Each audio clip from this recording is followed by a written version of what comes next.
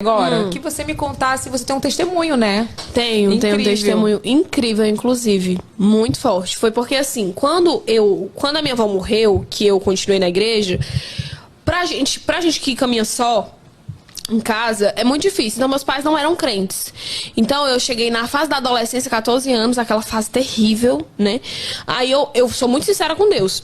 Olha, eu converso com Deus como se fosse meu amigo. Ele é meu amigo, mas, tipo assim mesmo, que não tô conversando com você. Eu não tenho aquele negócio de, né, de falar bonito. Formalidade, não. Eu também não tenho, meu pai e minha mãe me ensinou assim também. E aí eu falei assim, Senhor, eu cheguei pra ele e disse, Senhor, é o seguinte, eu preciso conversar com o Senhor. Por quê? Eu falei, eu tenho 14 anos, entrei na fase da adolescência, tá muito difícil eu caminhar sozinho, eu não consigo. Eu disse, eu preciso que o Senhor traga os meus pais pra igreja, porque se o Senhor não trouxer meus pais pra igreja, eu vou desviar. Eu disse pra ele, eu fui muito sincera, eu vou desviar, porque eu não tenho força. Eu não tenho irmãos, Evelyn, eu sou filha única. Então não tinha ninguém pra me acompanhar, né? Eu não tinha amigos, eu não namorava com Esdras, que era crente. Então, os meus amigos eram todos, não era nenhum da igreja, né? Então eu disse, Senhor, se o Senhor não trazer meus pais, eu vou desviar, não tem jeito. Eu disse desse jeito pra ele, né? E aí eu disse assim, Senhor, eu vou fazer uma campanha de oração, eu e o Senhor, desse jeito, eu 14 anos. Todo dia eu vou cantar 3 hinos da harpa e vou orar pro Senhor trazer os meus pais de volta. E eu disse a seguinte frase, que foi essa frase que eu falei pra Deus, que Deus guardou muito bem com ele, que eu disse assim, não importa de que forma você traga, mas eu preciso que o Senhor traga, porque se o Senhor não trouxer, eu vou desviar, e pra eu voltar vai ser muito difícil. Eu disse pra ele, né? E aí comecei a campanha de oração 1 mês, sozinho. Quando eu terminei a campanha de oração, no outro dia eu fui pra escola e eu passei mal. Comecei a ficar dormente, o corpo inteiro, só de um lado, só o lado esquerdo, todo dormente.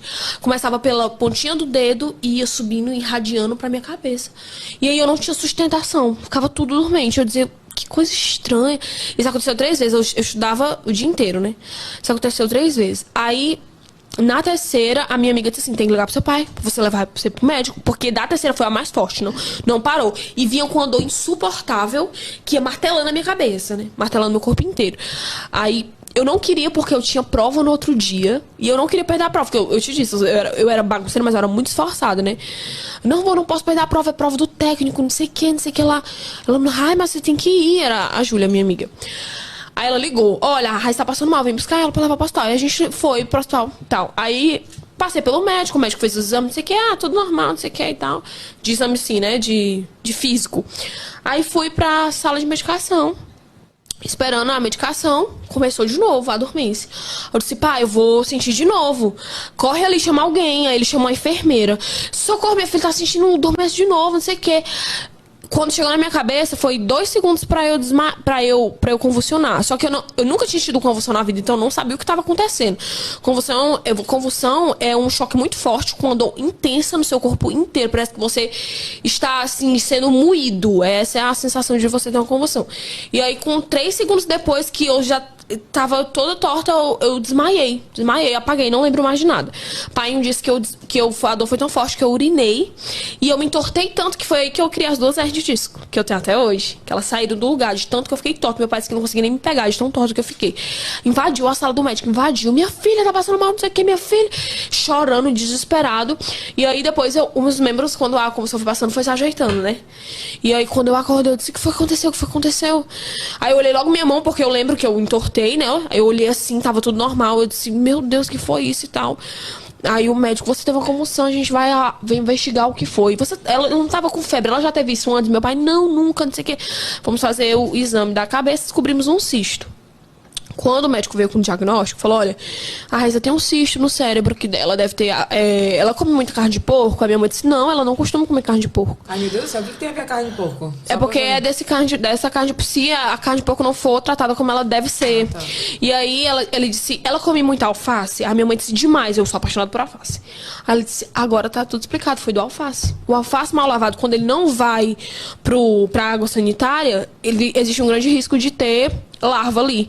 E se essa larva ela não vai pro teu ovos de larva, né, da tenha, se ela não for pro teu o intestino e virar uma verminha, ela pode ir pela tua corrente sanguínea para qualquer canto e virar um cisto. Aí ela foi pro meu cérebro. Ficou lá e criou um cisto bem grandinho lá em volta e vivo, fica lá vivo. Ele não sai comendo teu cérebro, é óbvio, né? Só que fica lá paradinho dentro do cisto que ela mesma faz. É uma bolha de proteção, ela faz você de hospedeiro, né? Aí, quando o médico veio falar, Deus me disse na hora que era o propósito que eu tava buscando. Deus me falou na hora, quando eu tava na maca, Deus falou, tá, entendi. Eu disse assim, é o propósito. Porque eu falei isso, todas as orações eu falava isso de qualquer jeito, de qualquer forma. E quando você pede alguma coisa pra Deus, você tem que segurar nos peitos. É o que eu falo, você tem que segurar nos peitos. Ai, Senhor, afasta de mim todas as pessoas que querem ver meu mal. Aí as pessoas começam a se afastar, você fica desesperado. Meu Deus, eu tô sozinho. Mas foi você que pediu. Você tem que segurar nos peitos o que você pede. Eu falei de qualquer forma. Então Deus trouxe da forma que ele achou melhor de trazer, me colocando no leito, que aí mexe diretamente com meus pais, porque quando é mãe, e olha que eu nem tô com meu bebê nos braços, mas eu já sou mãe, então mexe com você, mas não mexe com seus filhos, né? Então foi essa mesma coisa que aconteceu. E aí eu cheguei pra mim e disse assim, mãe, aí você vai tomar 10 comprimidos por dia. Evelyn, eu vivia dopada. Eu não conseguia nem me levantar direito. Dopada, eu tomava 4 comprimidos pra não convulsionar. E ainda assim, teve um dia que eu convulsionei 5 vezes por dia. Pra você... Uma atrás da outra, 5. Só pra você ter uma noção de como era muito forte. E eu tomava 10 comprimidos por dia, né?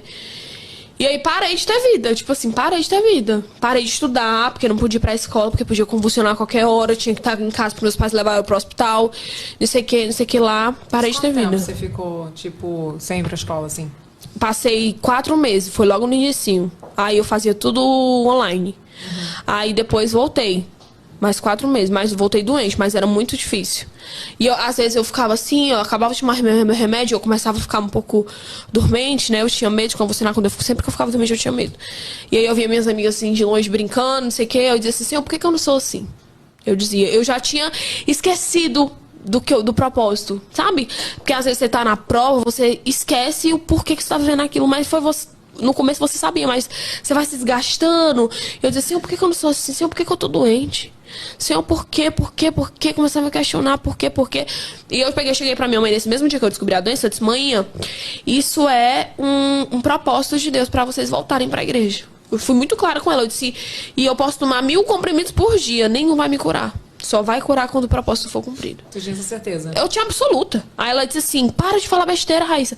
Pelo amor de Deus, não fala isso não. Eu disse, mas é verdade, Deus me disse. Deus me disse. Aí teve um dia que eu já tava assim, tipo assim, tomando esse remédio bonitinho. Aí eu tive uma convulsão muito forte, que eu pedi a Deus pra desmaiar e não desmaiei. Porque quando você tá tendo convulsão, você não vê, porque o seu olho vira. Você não tem controle sobre o seu olho, mas o seu ouvido, você ouve tudo. E eu ouvia minha mãe gritando, calma minha filha, calma minha filha. E eu queria pedir pra ela parar de falar, porque tava piorando. Aí você não consegue falar, mas você ouve tudo e você entende que você está tendo uma convulsão, você entende tudo. Aí eu disse, Senhor, por favor, me faz desmaiar. Eu não aguento essa dor, porque dói muito, né? Senhor, por favor, eu preciso desmaiar. E Deus não me fez desmaiar. Deus não deixou de desmaiar. E aí eu fui, meu pai me levando pro hospital. E aí Deus me disse que era a hora de... Eu já tinha 8 meses... já tinha tempo de doença, já. Tava doente há algum tempo. E Deus me disse que era a hora de eu pregar pro meu pai. Naquela maca. Era por isso que ele tinha me levado ali. Aí eu tava na maca do hospital e Deus disse, agora você vai pregar pra ele. Quando ele voltar, que ele tinha ido fazer alguma coisa. Quando ele voltou, eu disse... Olha, Deus mandou eu pregar pro Senhor, é assim que eu vou fazer. E comecei. Isso. Ele chorava, que ele soluçava. Aí ele dizia, eu preciso voltar pra igreja, Foi desde esse dia que ele começou a amolecer o coração. Então Deus tinha um propósito de me fazer convulsionar naquele dia, porque naquele dia eu precisava falar de Deus pros meus pais. Pra ele, no caso. Porque painho é o alicerce de manhã. Quando ele tá na igreja, manhã tá. Quando ele sai, manhã cai. Ele é o alicerce dele. Então, era ele que eu tinha que ir de encontro, né? Então, nesse dia foi muito difícil, mas deu certo. Aí, quando os dois voltaram pra igreja, os dois aceitaram Jesus, se reconciliaram com Jesus, voltaram pra igreja, aí eu disse, agora Deus vai me curar. Eu não sei como. Eu dizia pra eles, que eu ainda tava tomando remédio. Eu disse, eu não sei como, mas ele vai me curar. Aí chegou meu pastor e disse assim, vamos fazer uma campanha de oração pela sua vida? De 7 quinta-feiras, a gente canta 7 hinos da harpa e ora. E aí Deus, se fosse assim da vontade de Deus, ele vai lhe dar a vitória. Eu disse, vamos. Aí eu fico, hoje a gente entende, por que os meus pastores não me chamaram pra fazer a campanha de oração logo no início? Porque era propósito deles voltarem. Não tinha como, não tinha pra onde correr. Deus faz exatamente tudo bem certinho. Aí me levaram, a gente foi fazer, 7ª quinta-feira a gente fez. Fiz na 7ª quinta-feira, na sexta-feira eu fui pra aula. Terminou a campanha, eu já tinha... Evelyn, eu não tinha dúvida que Deus tinha me curado, não. Nenhuma. E às vezes é isso que a gente precisa ter muita fé. Porque fé é você acreditar numa coisa que não tá acontecendo. E eu sabia que eu tava curada. E aí, nesse dia... eu senti dormência no outro dia, sendo que eu tinha terminado o dia antes. Meu braço começou a adormecer, mas na hora Deus me disse que não era a doença, era o próprio inimigo colocando na minha cabeça que eu não tinha sido curado. Por quê? Porque quando você tem muita fé em alguma coisa, você acredita muito em Deus, o inimigo ele sempre vai tentar tirar você do foco. É tentar tirar aquilo ali, aquela certeza que eu tenho certeza que Deus está comigo. Aí o inimigo vai, será que tá mesmo? Você tá passando tanta coisa, será que Deus não tá vendo isso não? E é isso que alimenta as pessoas serem incrédulas, não acreditarem no poder de Deus, porque o inimigo faz essas coisas. E aí, também, né? E aí nessa hora eu disse assim, e sempre que eu ficava dormente, não tinha como. Sempre que eu ficava dormente, eu convulsionava. E eu dizia assim, aí eu disse assim, tá repreendido em nome de Jesus, porque a fé que eu estou de que meu Deus me curou, nada vai tirar de mim. Não é dormência, não é convulsão, não é nada que vai tirar de mim. Na hora que eu falei isso, Evelyn, o meu braço voltou. Normal. Nunca tinha acontecido isso, nunca. Eu acho que ali foi a prova que Deus precisava pra dar minha cura, entendeu? E aí, né, no outro dia... a gente foi fazer a tomografia, fiz a ressonância, na verdade, pra saber como é que tava a evolução do quadro. Aí demorava 3 dias pra chegar. Foi os 3 dias mais difíceis de esperar da minha vida. Quando chegou o resultado, cheguei da escola, eu disse, mãe, meu pai pegou meu resultado? Aí ela olhou pra minha cara e disse assim, pegou, lê. Porque, tipo assim, ela não entendia, mas eu entendia, né? Aí quando eu peguei, tinha lá embaixo assim, ó, observação. O cisto que foi detectado no exame anterior não foi encontrado no exame atual. Quando eu li isso, eu só caí de joelho. Eu nem tive reação de nada. Eu caí de joelho, gritando, agradecendo a Deus. Obrigada, Senhor, obrigada, Senhor, obrigada, Senhor. Eu sabia, nunca duvidei. E chorando. E eu tinha tanta certeza que quando faltava 3 quinta-feiras pra terminar a campanha, que eu tava passando mal, manhã ficava desesperada, chorando. Eu dizia assim, manhã, calma, que só falta 3 quinta-feiras. Eu tinha certeza, ninguém tirava aquilo de mim. E é isso que você precisa ter certeza. Deus precisa de fé, sabe? Deus busca pessoas que tenham fé de verdade. E aí, levei pra médica, né? Aí a médica disse assim, a máquina tá quebrada. Foi, a máquina tá quebrada, porque não pode, a menina tem neurocicercose. Chama aí o radiologista que fez, por favor. Ela veio um rapaz, né? Disse, oi, tudo bem? Ela, oi, tudo bem? Olha, porque ela tem neurocicercose, não apareceu que a máquina tá quebrada. Ele, não, doutora. Eu fiz o de todo mundo na mesma máquina, de todo mundo tá normal. Não, faça em outra máquina, ela pediu mais 3. Aí no terceiro ela disse assim, o que é que você me disse mesmo? Eu disse que foi o meu Deus que me curou. Aí ela disse assim, então foi o seu Deus que te curou. Ela era ateia. Mentira! Aí ela disse assim, então foi o seu Deus que te curou. Eu não acredito no seu Deus, mas foi ele que lhe curou. Ela falou desse jeito. Foi ele que lhe curou. Mas aí ela falou assim, mas se você quiser continuar tomando uns remedinhos só pra prevenir. Eu disse, prevenir o quê? Tem alguma coisa? Ela disse, não tem nada. Eu disse, eu vou prevenir o quê? Se eu fizer isso, eu vou estar duvidando do poder do meu Deus. Nunca mais eu vou tomar um remédio. Ela disse, tá bom, então você tá de alta, assina alta, você não tem mais nada, não sei o quê. E saí de lá assim, flutuando. Até hoje, eu tinha 15 anos, hoje eu tenho 22, nunca mais soube o que é isso na minha vida.